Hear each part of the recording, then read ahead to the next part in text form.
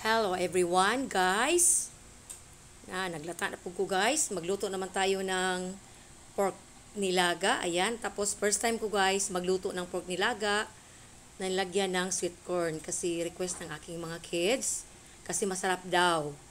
Kasi gumagamit lang ako ng sweet corn, guys, kung magluto ako ng beef nilaga or puchero.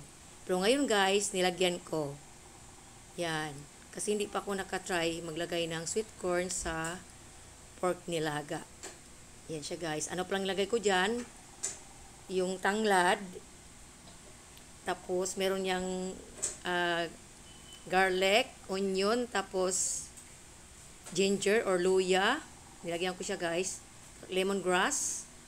Tapos nilagyan ko siya ng kunting vinegar para mas add siya sa taste. Ayan. Tapos guys, nilagay ko na ang repolyo, red bell pepper, kasi ang mga kids, guys, gusto nila yung maraming repolyo or cabbage kasi masarap. Yan, ang sabaw niya, guys, grabe, napakasarap.